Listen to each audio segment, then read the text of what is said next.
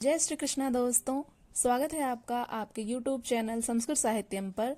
और आज की इस बेहद ही खास वीडियो में हम जानेंगे कि हमें किस प्रकार से पलक झपकते ही मुक्ति मिल सकती है। जी हाँ दोस्तों, आज की इस वीडियो में हम लोग जानेंगे ऋषि अष्टावक्र के बारे में। उन्होंने क्या बताया था राजा जनक से। राजा जनक ने जब यह प्रश्न किया कि हे प्रभु, कृपया मुझे यह बताएं कि हमें इस जीव से, इस शरीर से किस प्रकार से मुक्ति मिल सकती है, तो हम इस वीडियो में जानेंगे क्या हम स्त्री हैं, पुरुष हैं, या फिर हम यह शरीर हैं, या फिर हम आत्मा हैं, हम कौन हैं। इन तमाम प्रश्नों का उत्तर आज हम ऋषि अष्टावक्र और राजा जनक के बीच हुए वाद संवाद का संकलन किया गया है। दोस्तों, अष्टावक्र गीता भारतीय अध्यात्म साहित्य की अनमोल निधि है। इसका महत्व श्रीमद् भगवद गीता से कम नहीं है। हम इन दोनों में तुलना नहीं कर रहे हैं, लेकिन इनमें अष्टावक्र गीता में जो भी संकलन किया गया है, श्रीमद् भगवद गीता में कर्म के सिद्धांत पर जोर दिया गया है, वहीं दूसरी तरफ इस अष्टावक्र गीता में मोक्ष के बारे में बताया गया है। तो दोस्तों, आज की इस वीडियो में हम यही जानेंगे कि अष्टावक्र गीता का पहला श्लोक क्या था, जिसमें राजा जनक ने प्रश्न किया और उसका उत्तर अष्टावक्र ऋषि ने क्या दिया था। तो चलिए जानते हैं। इसमें कुल 20 अध्याय तथा 285 श्लोक हैं। इसका एक संक्षिप्त परिचय हमने पहली वीडियो में बना दिया था। आप लोगों ने यदि उस वीडियो को नहीं देखा है तो इसी वीडियो के एंड में आप लोगों को वो वीडियो देखने को मिल जाएगी, या फिर आप इसी चैनल की प्लेलिस्ट में जाकर के अष्टावक्र गीता के नाम से जो प्लेलिस्ट है उसमें भी आप उन वीडियोज को देख सकते हैं। तो दोस्तों, चलिए प्रारंभ करते हैं आज की वीडियो को कि हमें किस प्रकार से मुक्ति मिल सकती है। दोस्तों, अष्टावक्र गीता का पहला श्लोक है जिसमें राजा जनक ऋषि अष्टावक्र से प्रश्न करते हैं, कथम ज्ञानमवाप्नोति, कथम मुक्तिर्भविष्यति, वैराग्यम च कथम प्राप्तम, एतद् ब्रूहि मम प्रभो। इसका अर्थ है, ऋषि अष्टावक्र से राजा जनक प्रश्न करते हैं कि हे प्रभु, मैं इस संसार से, इस बंधन से किस प्रकार से मुक्त हो सकता हूँ। कृपया मुझे कोई ऐसा ज्ञान बताइए जो मुझे मुक्ति प्रदान करे। इस प्रश्न के उत्तर पर ऋषि अष्टावक्र क्या कहते हैं, दूसरे श्लोक के माध्यम से जानते हैं। ऋषि अष्टावक्र कहते हैं, मुक्तिमिच्छसि चेत् तत् विषयान् विषवत् त्यज, क्षमार्जवद्यतोष संयत पीवद्भज। इसका अर्थ है कि हे मेरे पुत्र, यदि तुम मोक्ष चाहते हो तो इंद्रियों के विषयों को विष के समान त्याग दो। ऋषि अष्टावक्र राजा जनक को मोक्ष का उपाय बताते हैं कि यदि तुम मोक्ष चाहते हो तो इंद्रियों के जो विषय हैं इनको विष के समान त्याग दो। राजा जनक को मोक्ष का मार्ग समझाते हुए ऋषि अष्टावक्र कहते हैं कि तेरा किसी से कोई संबंध नहीं है, इसलिए तू स्वभाव से ही शुद्ध है, फिर तू किसे त्यागना चाहता है। इस प्रकार जब देह अभिमान का त्याग करने की इच्छा उत्पन्न होगी तो तू मोक्ष को प्राप्त कर सकेगा। राजा जनक के उत्तर सुनने के बाद अष्टावक्र को यह विश्वास हो गया कि जनक को आत्मज्ञान प्राप्त हो चुका है, क्योंकि वह आत्मज्ञानी की अनुभूति के अनुरूप ही अनुभव कर रहे थे। इस संदर्भ में अब अष्टावक्र उन्हें मोक्ष का उपदेश देते हैं। दोस्तों, जब भी हम किसी से कोई प्रश्न करते हैं तो वहां पर सबसे पहले हमारे मन में जिज्ञासा होनी चाहिए कि उस प्रश्न के उत्तर को हम प्राप्त कर सकें। जैसे अर्जुन ने जब यह प्रश्न किया था भगवान श्री कृष्ण से कि हे मधुसूदन, मैं कौन से कर्म का चुनाव करूं, मुझे समझ नहीं आ रहा है, मेरा गांडीव गिरा जा रहा है। तो इस तरह के प्रश्न को सुनकर भगवान श्री कृष्ण को यह लगा कि अर्जुन, जो कि मेरा सखा है, वह अधिकारी है इन प्रश्नों के उत्तर को सुनने का। इसलिए दोस्तों, पहले हमें अधिकारी बनना पड़ेगा कि हम उस प्रश्न के उत्तर को सुन सकें। क्या हम सच में जिज्ञासु हैं कि हमें मुक्ति किस प्रकार से मिलेगी? क्या इन प्रश्नों का उत्तर जानने की हमारे मन में इच्छा है? तो इस प्रकार की जब इच्छा होगी तभी जाकर के हम उसके उत्तर को सुन पाएंगे। तो यहाँ पर जब राजा जनक ने इस प्रकार के वचन को कहा तो ऋषि अष्टावक्र को यह विश्वास हो गया कि राजा जनक को आत्मज्ञान प्राप्त हो चुका है। वे सच में जानना चाहते हैं कि इस देह से किस प्रकार से मुक्ति मिले। राजा जनक सच में मोक्ष के प्रति जिज्ञासु हैं।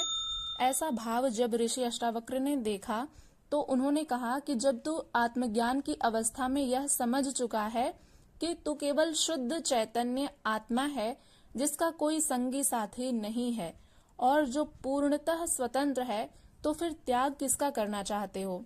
त्याग केवल उसी चीज का किया जाता है जिसे व्यक्ति अपना मानता है, लेकिन जो तुम्हारा है ही नहीं उसका त्याग संभव ही नहीं।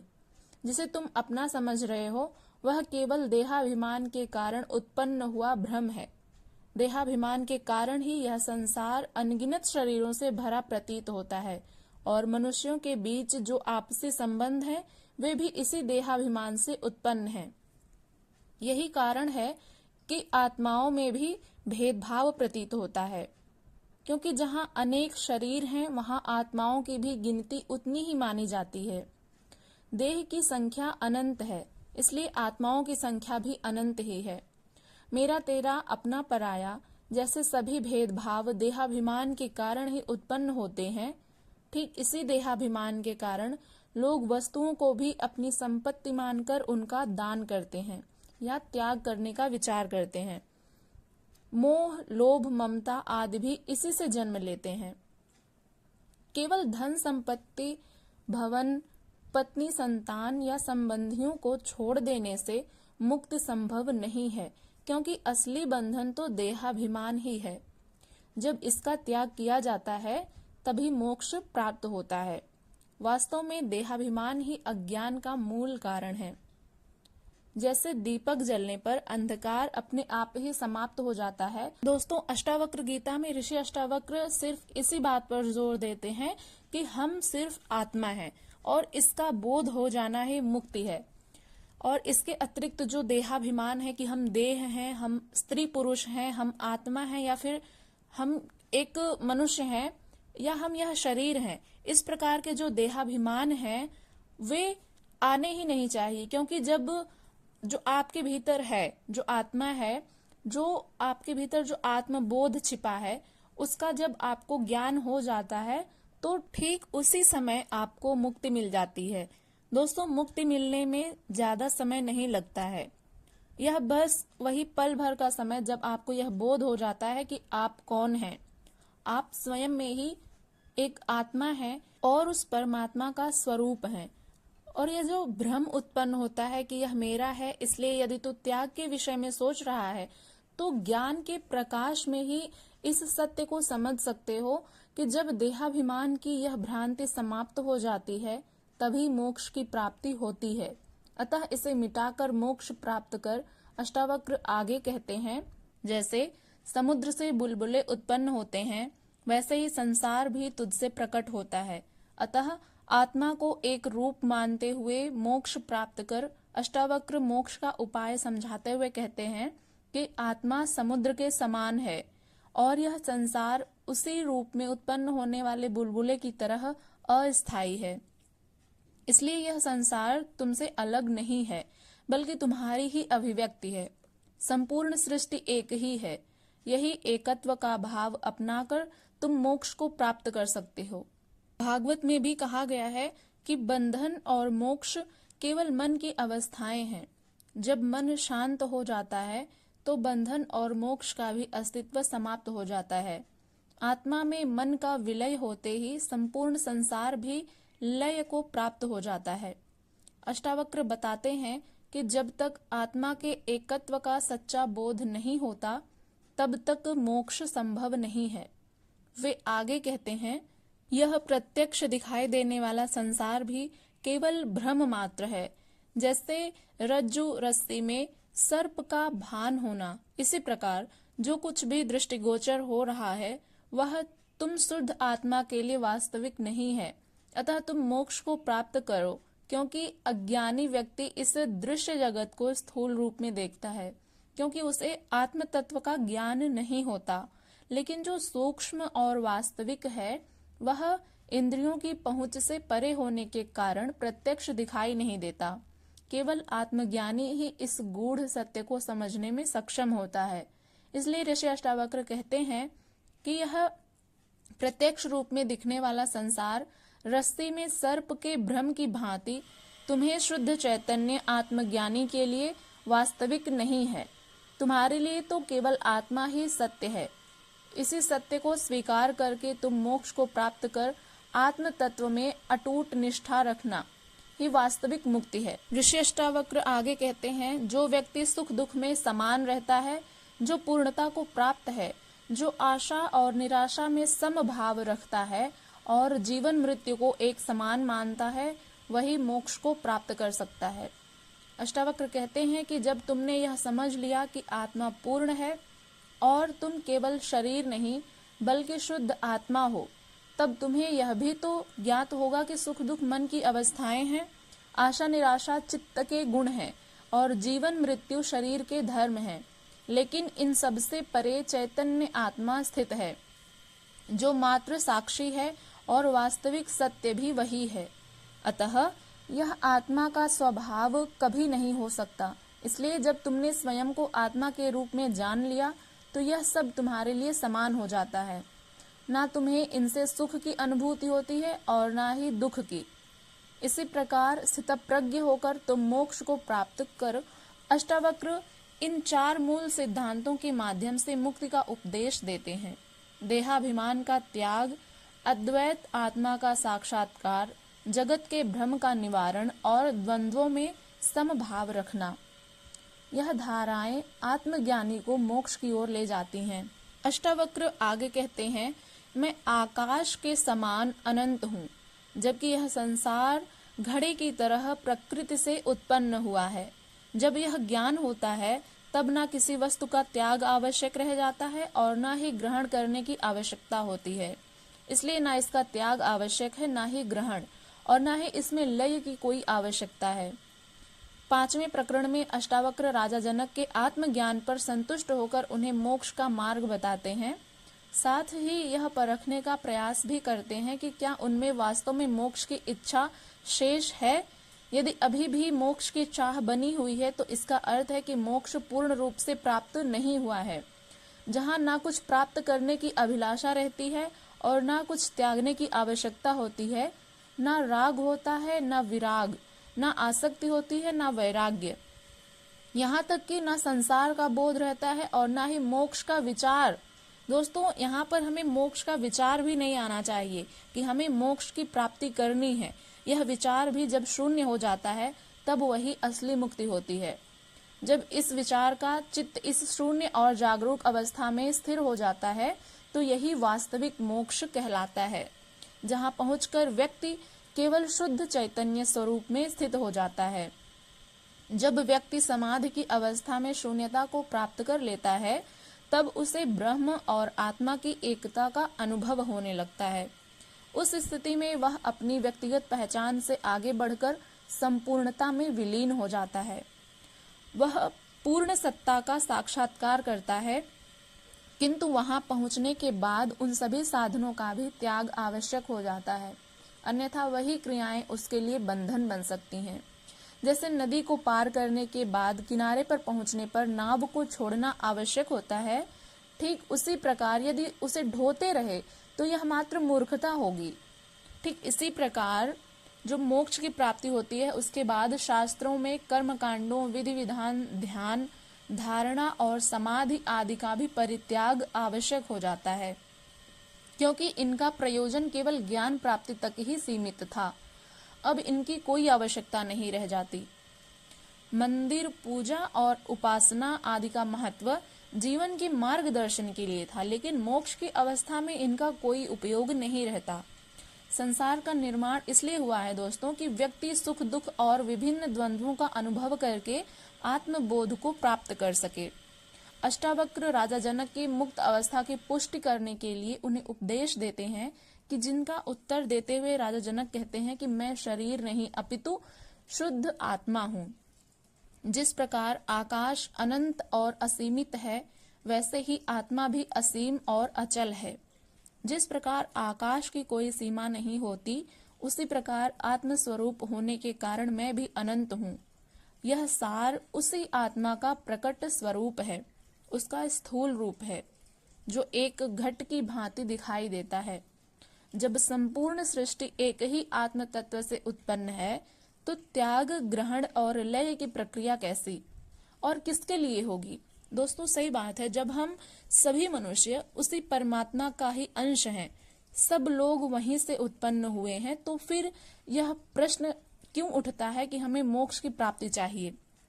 हम स्वयं में ही मुक्त हैं, स्वतंत्र हैं, क्योंकि हम ऐसे परमात्मा का अंश हैं जो स्वयं सच्चिदानंद घन स्वरूप हैं, आनंद के सागर हैं और स्वतंत्र हैं, जिनका ना कभी आदि था, ना अंत है, ना कभी भविष्य में होगा। तो जो अनादि हैं, जो अनंत हैं, ऐसे परमात्मा के हम संतान हैं। इसलिए हमारे मन में मोक्ष का विचार भी नहीं आना चाहिए, क्योंकि हम पूरी तरह से स्वतंत्र हैं। और किसके लिए होगी हमें त्याग, ग्रहण और लय की आवश्यकता? जब भी दो वस्तुएं हों, एक का त्याग, ग्रहण या लय तभी किसी दूसरी में किया जा सकता है। परंतु जब यह स्पष्ट हो गया कि आत्मा एक ही है और वही परम सत्य है, आत्मज्ञान की पुष्टि करते हुए राजा जनक छठे प्रकरण के दूसरे श्लोक में मुनि अष्टावक्र से कहते हैं, जिसका अर्थ है, मैं समुद्र के समान व्यापक हूँ और यह संसार तरंगों की भांति है। इस ज्ञान के कारण तो इसका त्याग करना संभव है, न ग्रहण और न ही इसका लय संभव है। जनक आगे उदाहरण देते हुए समझाते हैं कि आत्म स्वरूप होने के कारण मैं विशाल समुद्र के समान हूँ, जबकि यह जगत मेरी ही तरंगों जैसा प्रतीत होता है। जो भी भिन्नता दिखाई दे रही है वह केवल भ्रांति के कारण है। सब कुछ विलीन हो चुका है, इसलिए ना तो इसका त्याग किया जा सकता है और ना ही इसका ग्रहण किया जा सकता है और ना ही इसका लय संभव है। पहले दिए गए उदाहरण में आकाश और घट के बीच भिन्नता प्रतीत होती है, जिससे घट और आकाश को अलग तत्व माना जाता है।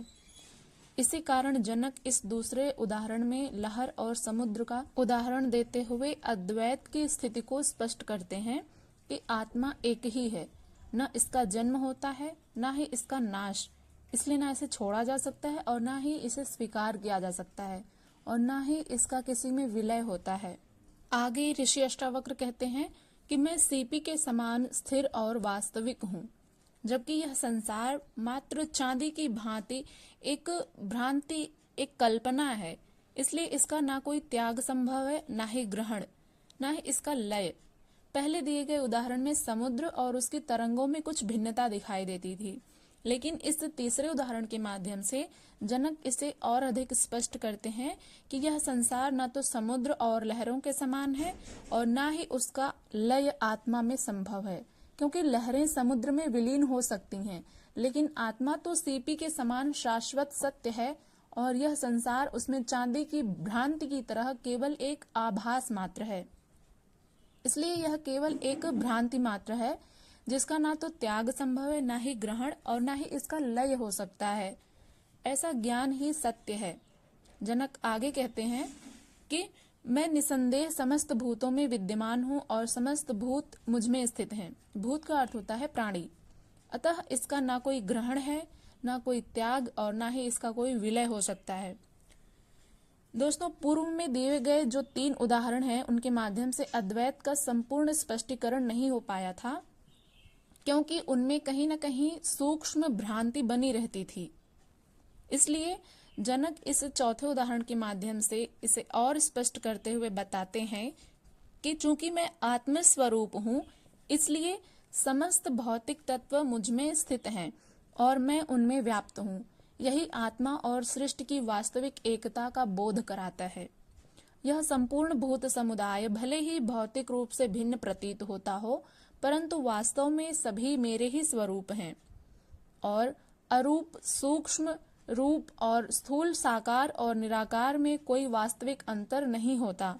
जिस प्रकार से वाष्प और जल भिन्न दिखते हुए भी मूलतः एक ही तत्व के रूप हैं, तत्व में केवल भेद की अनुभूति होती है, परंतु उसका वास्तविक स्वरूप अपरिवर्तित रहता है।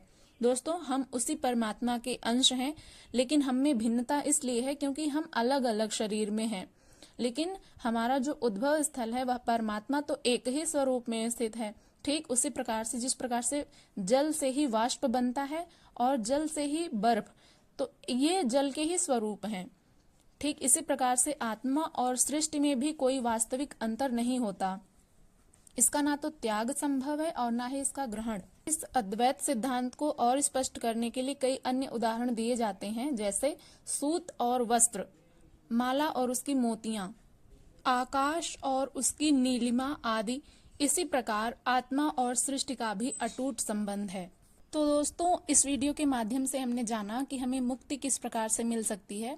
इस पर ऋषि अष्टावक्र कहते हैं कि यह विचार ही हमारे मन में नहीं आना चाहिए कि हमें मुक्ति चाहिए, क्योंकि हम उस सच्चिदानंद घन स्वरूप की संतान हैं, उन्हीं का ही अंश हम सब में विद्यमान है। तो यह प्रश्न ही नहीं उठना चाहिए।